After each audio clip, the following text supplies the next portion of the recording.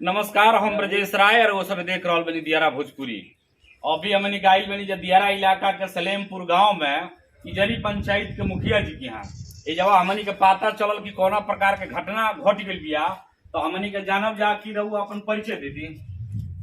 हरिशंकर जी नाम पड़ी। हम लोजपा अध्यक्ष नगर चल के जिला अध्यक्ष भी हैं और प्लस में मुखिया सचिव। का घटना कल सुने में आयल कि घटना ही काल रात के परसों रात के 7:30 बजे के घटना हो कि कुछ लोग आके हमारे पर गोली चलावल। हाँ, एगो फायर कई लोग, लेकिन हमनी के दूर रही जा। ओकर बाद धर धर धर धर कह के भागा भागी में गिर गई। एक जना धरैले, एक जना भाग गई। पुलिस बोला भेज देने जा थाना पर। अच्छा, अब देखी कि अब रेमर उठता कि ई लोग फोन करके बुलावल ह लोग। अरे फोन करके बुलावल ह लोग तो हमार फोनवा लिस्ट में बताई नु कि ना बताई। बढ़ले बा हमार नंबरवा गइल होई कि हरिशंकर फोन करके बुलैले है। उ फोन कइले बड़े हमारा मित्र पर, उ गाला गाली देले बड़े पी के हमारा बारे में। तो हमारा द्वार पर तू का करे आ गेलो?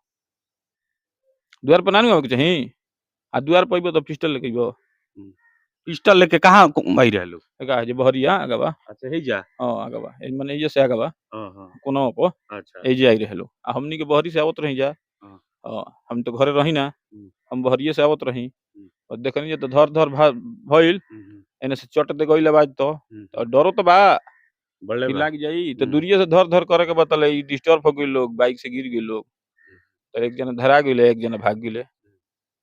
तो प्रशासन ने पक्का करती है, प्रशासन के का रोल बा? अब प्रशासन के दे दिहल बा एप्लीकेशन, हमनी के जवन है तो लिख के दे देनी जे सच्चाई।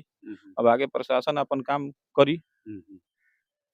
तो ई तो मुखिया जी कहत नहीं रहुआ अपन परिचय दे दी कि मने का मामला का बा? अरे मामला बाकी ई ऐसा मुखिया जी पर दूसर का घटना हो गई। एक बार पहले भी भई रहे तो ओकरो में हमनी के डायरेक्ट एसपी साहब के ले जाके आवेदन कैले बनी जा। एसपी साहब से भी हमनी के मांग करनी जा, सुरक्षा के भी मांग करत नहीं जा कि हमनी जोरे दूसर का घटना हो गई। डीएम साहब, एसपी साहब अगर किसी भी माध्यम से रावत दियारा भोजपुरी के माध्यम से न्यूज पहुंची तो न्यूज के माध्यम से हमनी के गार्ड के भी मांग करत नहीं जा, मुखिया जी के और सुरक्षा के भी मांग करत नहीं जा। काहे कि दूसर का कांड हो गई। रावत देखा तनी न्यूज में कि यही ऐसे ही कितना मुखिया मरा चुकल बड़े अभी तक। बहुत सारा घटना बिहार में देखे में घटना हो आवेला। गई। हाँ, आई यादव समुदाय के कुछ ही लोग ऐसा करता, सब लोग के हम ना बदनाम करम। कुछ ही लोग बा कि जे कि ई ऐसा घटना करता। अभी रवा के आखिर वो लोग संगे का द्वेष बरा हुआ? कोनो द्वेष नहीं खे, मुखिया पंडित जी काहे हो गइले, इहे द्वेष बा मेन। अभी रवा के बताओ तनी कि अष्टमी के दिने कुछ अपराधी तत्व के लोग बा जे कि कौ हाली घटना में जेल भी खट चुकल बा। दारू, हीरोइन, गाय खोलना, मर्डर करना में कौ हाली जेल भी चल गए बा लोग। हमने के पासवान भाई लोग पर माने अष्टमी के दिन 7 साढ़े 7 बजे रात में 30 राउंड फायर कइल बा वो लोग के घर पर। आ 30 राउंड फायरिंग में समझ जाए कि प्रशासन आइल बा तब 15 गो 350 के खोखा, 3 गो बुलेट बरामद भइल बा। तो अब उ तो ठीक बा। एगो औरो मामला याद दिवा देनी है। तरौए पंचायत से शायद जब सलेमपुर में चट्टी पर टुनटुन यादव के घर बा, जी व्यास जी हाँ के। हाँ बहुत अच्छा सिंगर है। वो दिने जौन भसान के दिने एगो वीडियो वायरल होतिया कि टुनटुन यादव के खिलाफ कोनो गायक गाना गिले बा, उनका घर के सुझाव गाना बजत रहे। हाँ देखिए का मामला बा। देखिए ए में हमनी के का हमनी के तो बोल नहीं जा सकत भाई। तो गाना हो जेकर जे भी कुछ भी बजा सकता, हमनी के एकरा का प्रतिक्रिया दे सकत नहीं जा। हमनी के ओजा गई नहीं जाए चलते कि हमनी के बुलावल गेल कि कोनो भी हाल में माने जोन माहौल बा ओकरा के ठंडा कर दिया। ओजा ऐसा माहौल तना तनी के हो गए बुझाइल कि ओजा उस दिन मर्डर भी हो सकता है। लेकिन हमनी के ओजा गई नहीं जा, ओयो के आदमी रहन, ढेरों पे आदमी देखले बड़े कि हमनी के जाके पूरा माहौल के शांत ही करैले बनी जा। शांत करा के ओकरा बाद उ लोग अपन गाना बजावत गइल तो हमनी के सबसे लड़ाई झगड़ा ना कइल जाई। हमनी के पंचायत प्रतिनिधि बनी जा, हमनी के तो लड़ाई झगड़ा नहीं कर सकत।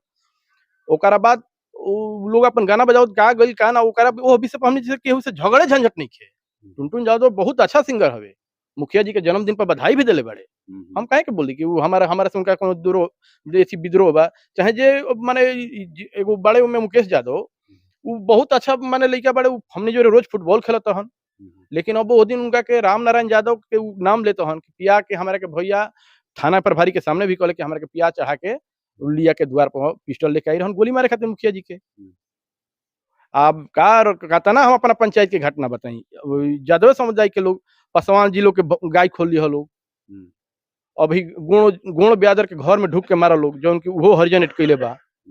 तो माने यादव समाज के अतना तताई कर दिल लोग हमारा पंचायत में हमनी के का बताई जा। अभी पासवान भाई के माने समझ जाई कि वो दिन अष्टमी के दिन कोनो घटना ना घटल, 30 राउंड गोली एगो घर पर चलता तो समझता नहीं, पूरा ओकर परिवार घर से बाहर हो गई रहे।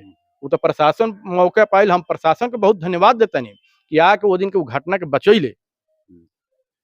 ये लोग के अतना बरियारी हो गइल बा कि पहलवान के जोन लड़की बड़ी से एगो छेड़खानी कइले बा, आ छेड़खानी कइले बा तो गोइल बड़े से रहन देबे, तो ई लोग के अतना मन बढ़ गेल बा कि लागल लोग गोली चलावे हड़ हड़।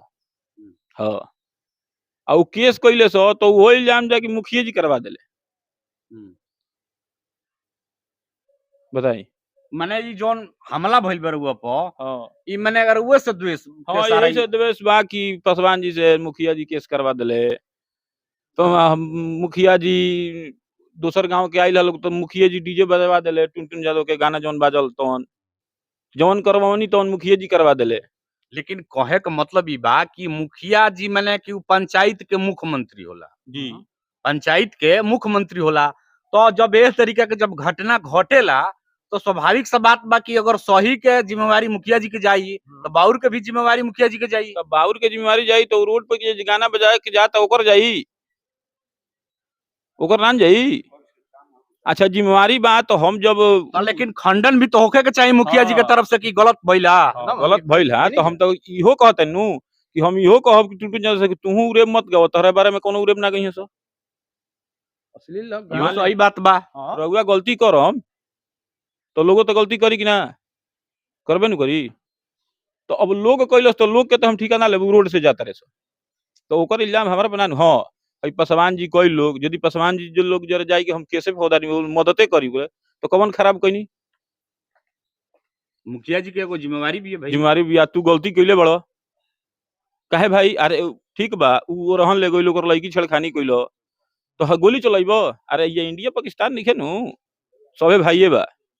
हम मराइब हम मराइब तो यही घर के आ तू मराइबो तो यही घर के।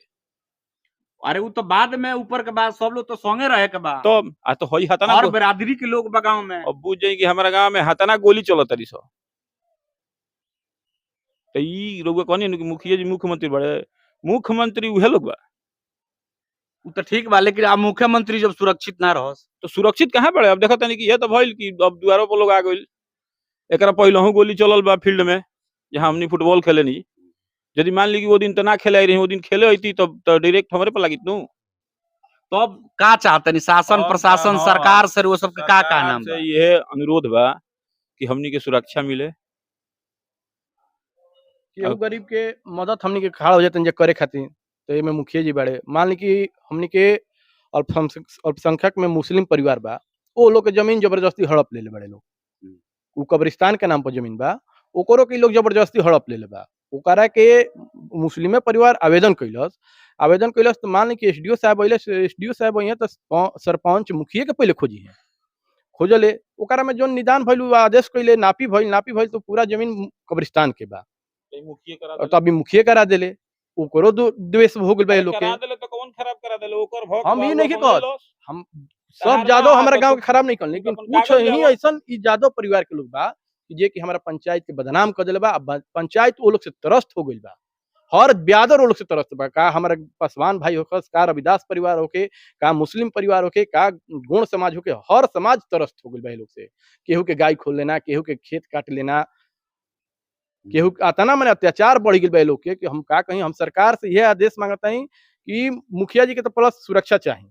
हम डीएम साहब अगर ई हमनी के दियारा माध्यम न्यूज़ के माध्यम से देखत होखम तो उनका से यह हमनी के आग्रह बा एसपी साहब से भी कि मुखिया जी के सुरक्षा गार्ड मिले के चाहिए और हथियार के लाइसेंस भी मिले के चाहिए।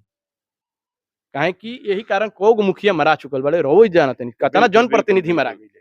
देख ली ये जब के मुखिया जी के का नाम बा कि जौन सुरक्षा बा बहुत जरूरी बा एगो जनप्रतिनिधि के, खास करके मुखिया जी के, से कि मुखिया जी के पंचायत में जौन बा कि जनता के बीच में जाए के पड़ेला तो सुरक्षा व्यवस्था के ध्यान में रखते हुए बता दी कि यहाँ के ऊपर पिछले दिनों हमला हो गइला। बाल बाल यहाँ के का नाम बजे बाँचल बानी जे हमनी के फायरिंग हो गई रहला। तो यहाँ सबके का नाम बा कि हमनी के सुरक्षा के नाम पर जौन बा कि गार्ड मिले के चाहिए, हथियार के लाइसेंस मिले के चाहिए। तो आज के वीडियो में इतना ही। हम ब्रजेश राय, देखत रही दियारा भोजपुरी। बहुत बहुत धन्यवाद।